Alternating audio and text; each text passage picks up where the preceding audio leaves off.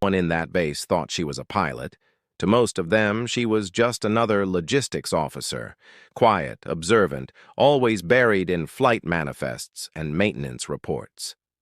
But that night, under the low hum of floodlights and the smell of jet fuel drifting through the desert wind, Captain Evelyn Raven Cross was about to reveal a truth no one expected. Because when the alarms began to scream across the forward operating base and the ground started shaking from distant artillery, it wasn't a logistics officer who ran toward the hangar. It was a combat pilot preparing for a war she'd been waiting her whole life to fight. Like, subscribe, and click the bell icon for more stories. The night sky was split open by red tracers and the sharp staccato of machine gun fire. Ground troops scrambled, communications broke down, and chaos swallowed the perimeter. In the control tower, confusion turned to fear. An enemy strike team had breached the outer defenses, taking out radar and jamming communications. They were coming in fast, and the base had no air cover. That's when Evelyn stepped out of the shadows. Her voice was calm, almost too calm for what was happening. "Where's the Apache?" she asked the stunned crew chief. He blinked, speechless. You're not cleared to fly that."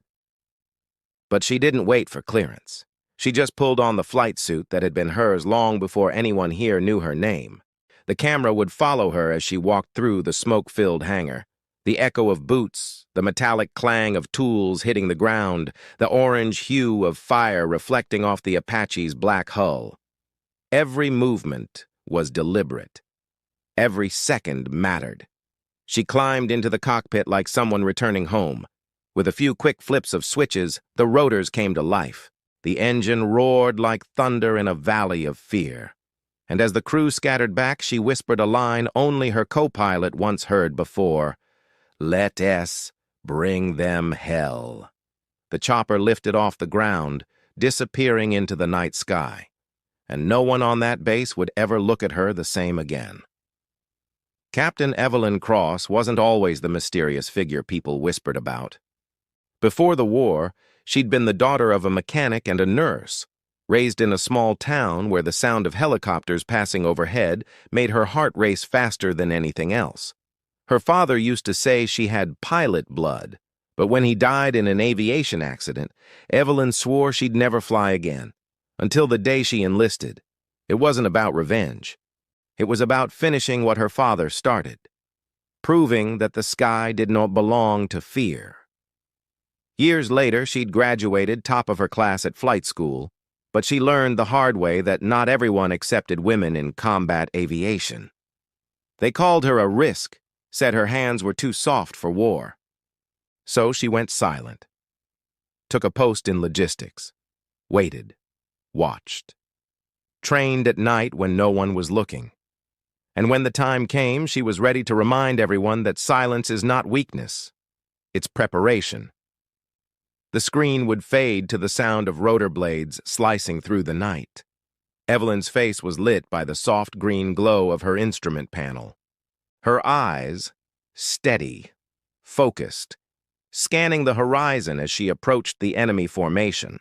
The ground lit up below with explosions and tracer fire. The comms were jammed, but her onboard systems weren't. She flipped on the targeting system, the faint mechanical tone locking onto enemy positions. 15 armored vehicles moving fast. Her hand hovered over the trigger, calm as still water.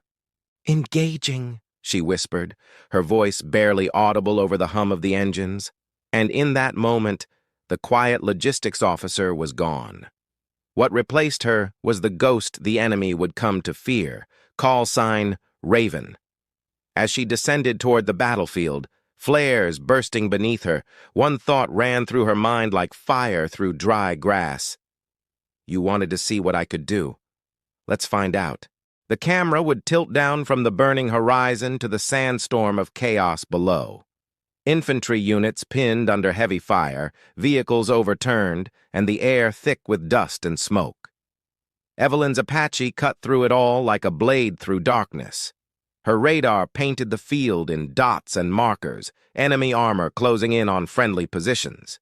Her fingers danced across the controls. Target 1 locked.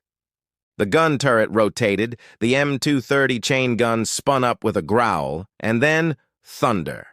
A precise burst of 30mm fire lit up the desert, one target down.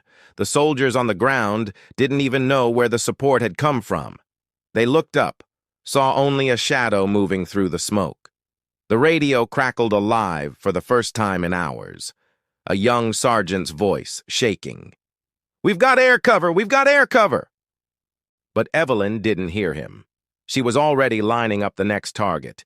2 enemy technicals, fast, light, trying to flank the convoy. She dipped low, skimming the ridge, her chopper's rotors kicking up sand like a storm. She fired 2 hellfires in perfect sequence, twin flashes that ripped through the vehicles before they even turned their turrets. Explosion. Silence. Then another wave of fire from the enemy. Her canopy rattled with impact. One of the rounds clipped the tail section, a warning shot from fate itself. The Apache lurched, alarms screaming, but Evelyn didn't flinch. She stabilized, checked her gauges, and pushed the throttle harder. The radio in her ear finally came to life, a desperate voice from command shouting, "Who the hell is flying that bird?" She didn't answer. She just smiled beneath her oxygen mask and said to herself, "You'll find out soon enough." The camera would fade out as the Apache banked hard into the smoke, disappearing like a ghost hunting the living. The battlefield below looked like a nightmare painted in fire. Every direction Evelyn turned, she saw chaos. Men running for cover, vehicles burning, and the horizon glowing red from enemy artillery. The radio chatter was a symphony of fear, voices cutting in and out, begging for coordinates, for air cover, for hope. And in that hopeless noise, she became the one steady sound, the rhythm of rotor blades beating against the storm. Her Apache swooped low over a ridge as tracer rounds sliced through the night sky. "Target 3 locked," she murmured, and squeezed the trigger. A burst of 30mm shells tore into an enemy mortar team, silencing them instantly. She banked left, dodging a heat-seeking missile that streaked past her canopy, so close it lit up her visor in white. The cockpit shook violently, warning lights flashing like heartbeat monitors, but Evelyn didn't panic.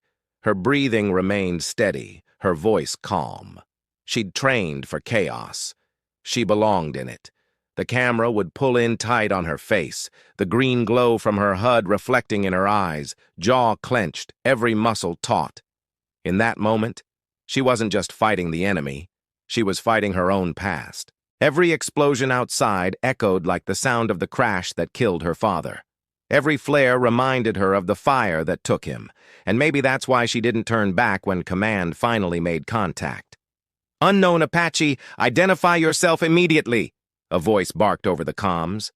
Evelyn hesitated for half a heartbeat, then said quietly, "This is Raven 1, engaging enemy armor. Stay clear of my airspace." There was silence.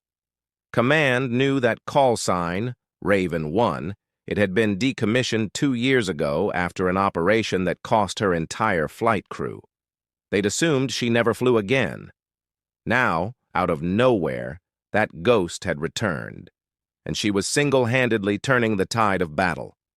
Her radar pinged again, 5 enemy vehicles advancing toward the supply convoy. She armed her hellfires, checked her targeting reticle, and whispered, "Let's finish this." The missiles streaked out, 2 at a time, leaving trails of smoke that cut across the stars. The explosions rolled like thunder across the desert. From the ground, soldiers cheered. From command, stunned silence. From Evelyn, nothing but focus. She wasn't doing it for the recognition. She was doing it for the ones who never made it home. And as the flames rose higher, the narrator's voice would drop to a somber tone. She didn't just fly through the fire. She became part of it. By the 5th minute, the sky itself seemed to burn. Evelyn's Apache danced between plumes of smoke and tracer streams, moving with precision only a pilot born for this could achieve. But even the best pilots have limits, and hers were closing in fast. Fuel was dropping, ammunition nearly depleted, and the hydraulic pressure warning blinked in angry red pulses. She took a hit on the left wing, shrapnel from a surface-to-air missile that detonated too close. The chopper bucked violently, alarms screaming in her headset. She gritted her teeth, fighting the controls, leveling the craft just before it would have rolled. Her voice cracked through the static. Raven 1, sustaining damage. Continuing mission. The camera would show a close-up of her gloved hand gripping the cyclic, veins straining, sweat dripping beneath her helmet.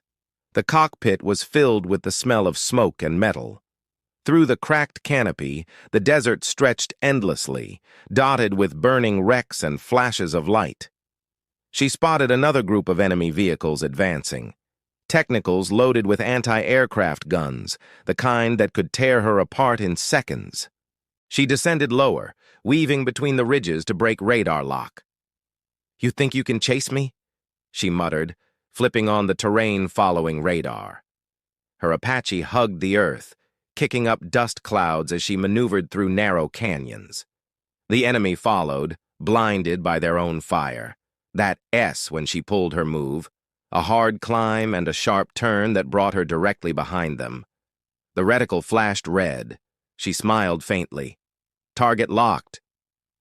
2 rockets screamed out, striking the lead vehicle. The explosion ignited the rest like dominoes falling in fire. One by one, they vanished into smoke. But as she rose again above the ridge, she saw it, the enemy's mobile command vehicle, the heart of the assault, flanked by armored transports.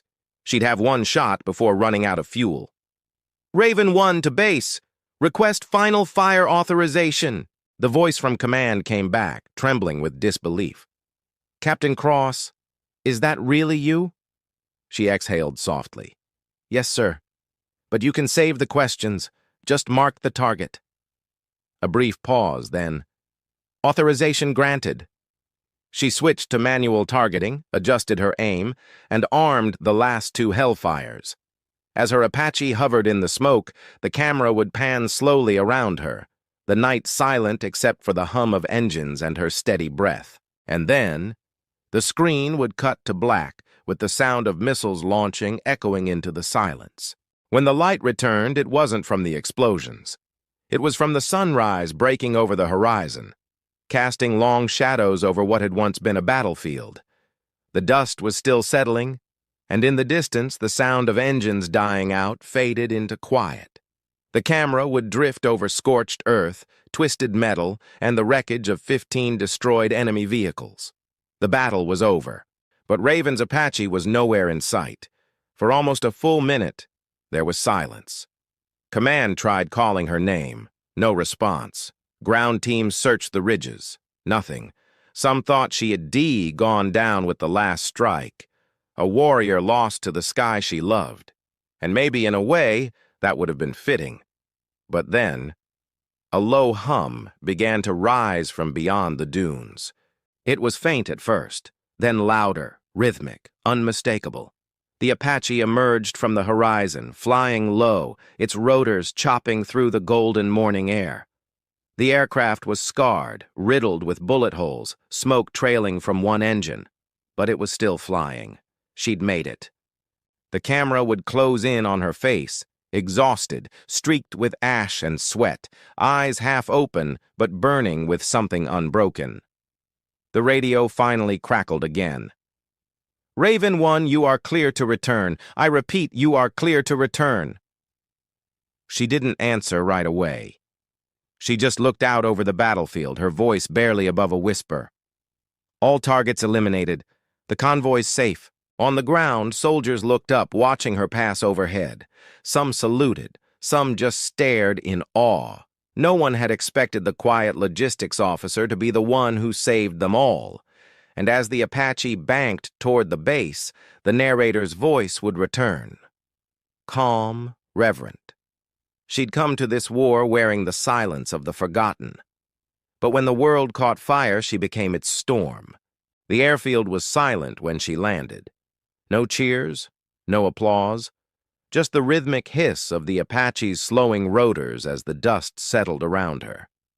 The first light of dawn cut through the lingering smoke, painting everything gold. The wrecked vehicles, the fuel drums, the faces of soldiers frozen in disbelief. No one moved until the canopy opened. Captain Evelyn Cross climbed down slowly, her boots hitting the tarmac with the dull thud of exhaustion. Her flight suit was torn, her face streaked with soot and oil, eyes hidden behind the dark visor she hadn't yet lifted. The crew chief, the same one who had told her she wasn't cleared to fly, stepped forward, still speechless. "Captain, we thought you were—" She cut him off gently. "Dead?" she said, her voice quiet but sharp. "So did I." The camera would follow her as she walked past them. Slow, deliberate steps through the morning haze. Soldiers and medics stopped what they were doing, their gazes following her every move. She didn't look like a hero. She looked like someone who'd been through hell and found her way back by sheer will. In the control tower, command was already waiting. Colonel Havers stood with arms crossed, disbelief etched across his face.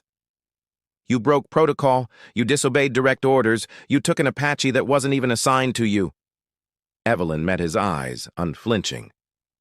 "And I saved every convoy, every man, every square inch of this base." He opened his mouth, then stopped, because there was nothing to say. Behind her, the radio reports confirmed it. 15 confirmed enemy targets destroyed in under 8 minutes. No civilian casualties, no friendly fire. The impossible, made real.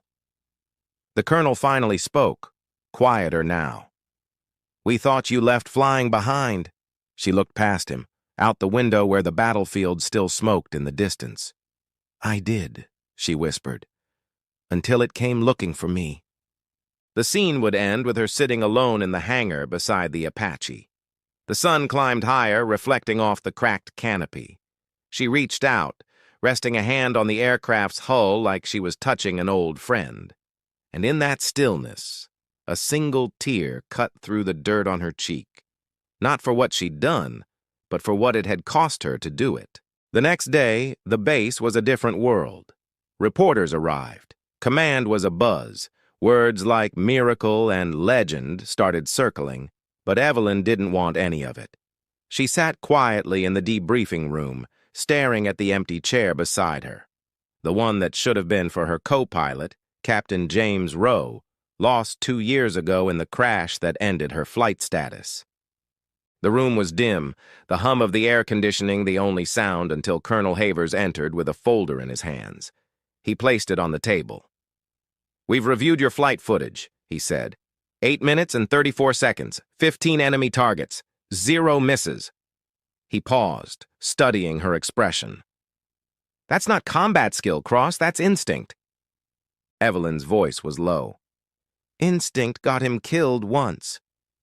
Havers nodded slowly. "And saved 100 lives yesterday." The camera would circle them. Tight shots of her trembling hands, the faint scar on her wrist from the crash years ago. She finally spoke, her voice cracking for the first time. "He used to tell me, when you're up there, the sky doesn't care who you are. It just asks what you're willing to give." I guess I gave everything. The colonel slid the folder toward her. Inside, her reinstatement papers, official. Her call sign Raven 1 restored. But she didn't sign immediately. She looked up, eyes tired but steady. "Sir, I didn't fly that mission for redemption. I flew it because someone had to."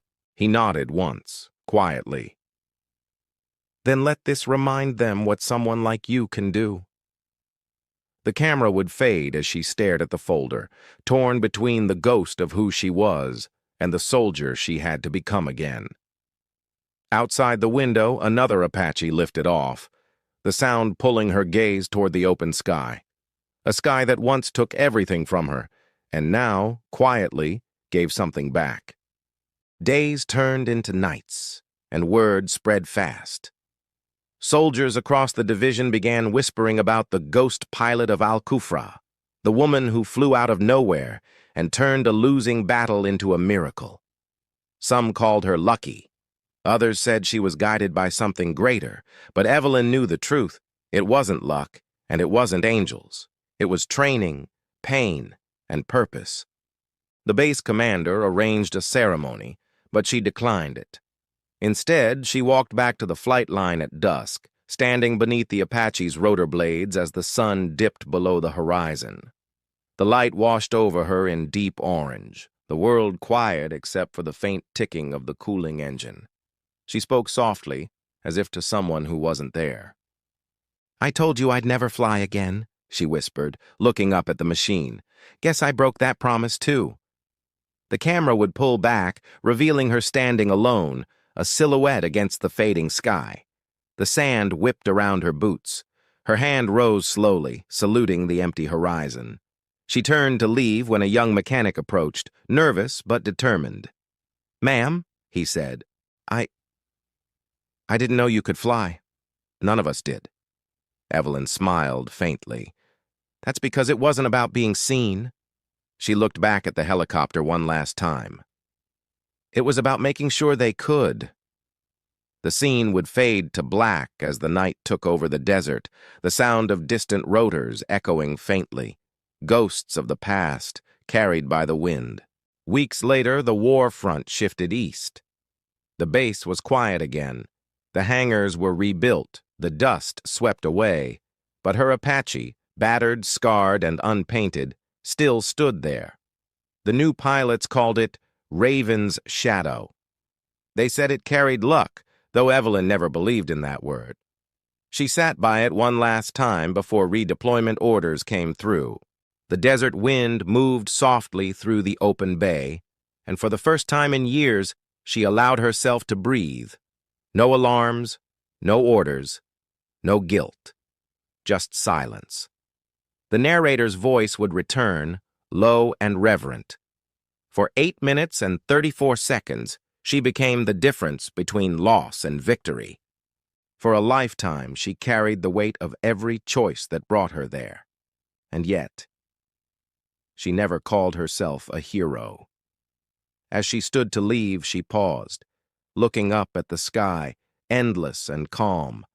The same sky that had taken her father, the same sky that had given her purpose. Her voice, barely audible, drifted into the wind. "You always said the sky doesn't forget, Dad. I guess you were right."